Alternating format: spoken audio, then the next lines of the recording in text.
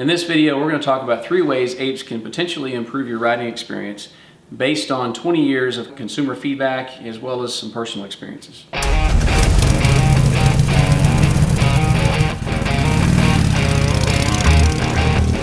Hello folks, I'm Robert with Hill Country Custom Cycles, and before we get into it, I got just one quick question I want to ask you. Why don't you post about your favorite place to ride? Just put it in the comments below. We'd love to hear from you.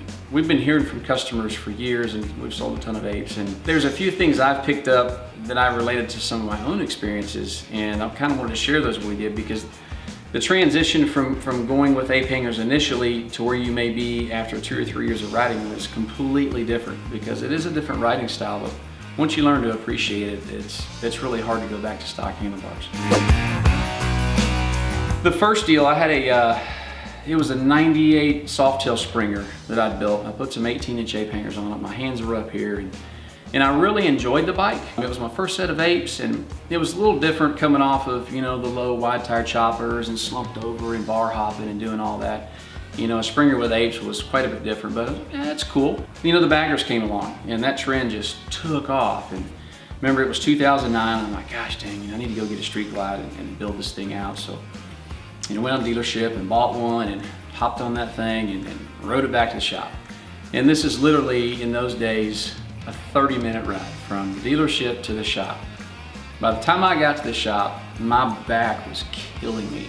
I mean, it hurt. I had to take some Advil, my shoulders are cramped up, and I'm thinking, as many of these bikes that Harley has sold, and I'm seeing them around everywhere with stock handlebars, I mean, is there something wrong with me?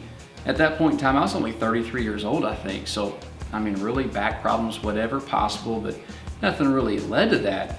And I said, man, if I have to ride this bike like this every day, I'm gonna throw it in the dumpster. I'm not doing that.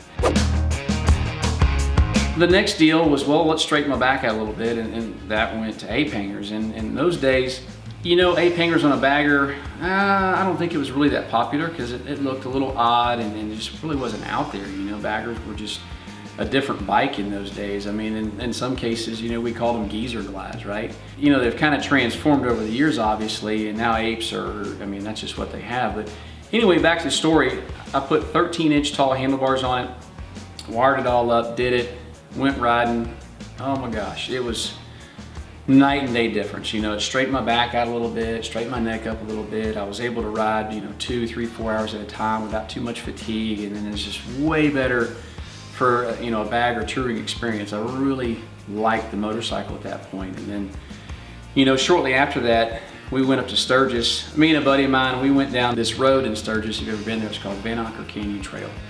And it's right there when you cross 90, when you're coming out of Sturgis and you cross 90, you just go to this road, and it's these just big, long, just windy curves and really smooth blacktop, beautiful country. It's probably one of my favorite roads in the country that I've ever ridden, which is why I asked the question at the beginning. I'd like to see what yours is. But anyway, we're cruising down there, and I'm really starting to gain some speed, and I'm really having to lean this bike, dragging some floorboards. We're cruising along pretty good. And then we get these guys that come up behind us, and they kind of pass us, and they really started hauling ass, all right? And me and my buddy were like, we're not taking that, so off we go. And now we're just, man, we're railing it down this road. We are hauling the mail down this road, keeping up with these guys. And we get to the end of it, and those guys are like, man, where y'all boys from? And like, well, we're from Texas. And like, well, how'd you learn how to ride like that? We're from Colorado. We get this stuff all the time. We're like, well, we just ain't scared. We didn't want y'all to leave us, and that was that. Had a beer. It was a great time, right? Well, after that, I started thinking about it. I was like, man, my hands are up here, and I don't really have the advantage of being able to push and muscle the bike like I do down here. When they go up here, I really have to trust the lean of the bike and trust the bike more. You kind of have to fall into a corner and just know that your tires are going to grip and things are going to go how they're supposed to, and the suspension's going to act right, and trust it. And then once you do, then it becomes super enjoyable.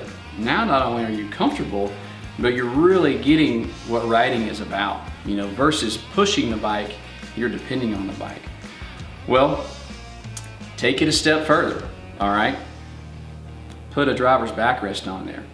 Now you're shoulder height, and you have something to lean against on, and you have your feet kicked out. Now you're riding a couch down the highway at whatever speed you want.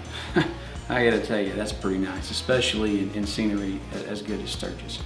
But that was one of the first experiences that I went through where I really, truly appreciated apes, and at that point, you know, never went back from them.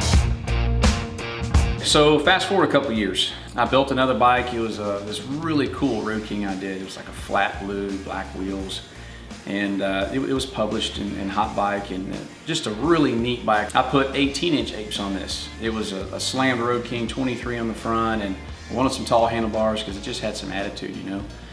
So we go to Sturgis again that year. Of course, we're working the show, whatever, but we had a couple of days before, and where do we go? Got to go to my favorite place, Van Nuys Canyon Trail. So we start out there, and it was an all-day ride, and I was like, man, I'm not sure how these 18s are going to do. I've never really ridden bars that tall on a full day's ride. I did short rides here and there on my Springer, but never all day. And as you know, you leave in Sturgis and you're gonna be gone all day. So anyway, we take off, we go to Van Nuys Canyon, we go to Rushmore, we go to Crazy Horse, you know, we go everywhere, get back into town just before dark.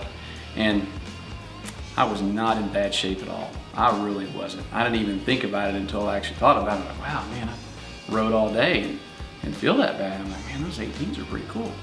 So I'm like, well, maybe taller handlebars, you know, didn't really think about that, but maybe just looks, but now maybe it's a comfort thing. So with that in mind, fast forward again, I built the Street Glide and raked it, put a 26 on the front, tricked it out, everything, you know, going to Daytona. And this bike was pretty much just something that was gonna park in front of the booth and bar hop for the most part. And knowing that, I built these like super tall, like 24-inch apes. I mean, they were tricked, man. I mean, they stuck up here above the fairing, you know. It was hard to not notice them. But anyway, I was trying to make a statement, and we took it down there and rode around with it, and it was a little weird, you know, riding around. Of course, your mobility in the parking lot really isn't much, but either way, going down the road, you know, I've got a few years experience now, you know, I know what the lean's all about and everything. I trust the bike, I feel it. And turns out, it's like, man, this doesn't feel that bad. My hands aren't getting numb. Back pain, non-issue. Shoulder pain, non-issue. You know, my posture is like, it feels really good. Everything's so relaxed. Going down the highway, 70, 80, 90 miles an hour, no problem at all. Long rides, no problem. And my hands are up here above my head. I mean, you would think something would go chaotic on that, but it really didn't. And from that point on, I've always ran tall apes. So I'm telling you this story because a lot of people are hesitant to go taller, and it's very, very common that someone buys apes and they call back a week later and they're like, man, you know, I want to go 2 inches taller. I want to go with those 18s. Or it's 6 months later, or it's a year later, or maybe it's a repeat customer and they're like, man, you know, I got those 14s on my last bike, but man, I want to go 16s, man. I really wish I'd have went taller last time. So point to that is, don't be afraid to go a little taller. I think you'll find that the comfort there is more than you realize.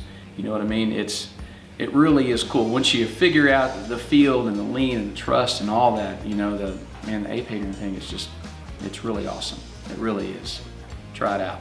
Well, folks, I hope that video was helpful. Apologize if I ran a little bit too much, but I've told those stories so many times over the years to friends and customers. I felt like y'all needed to hear it too. You know, it's great personal experience and maybe make you think about it a little bit. If you have any questions, please feel free to comment below. We'd love to hear your feedback or any new videos you'd like us to do or work on. That'd be awesome. You know, if you liked it, again, please subscribe so you can get the latest ones as soon as they come out, and don't forget about that thumbs up. Thanks for watching.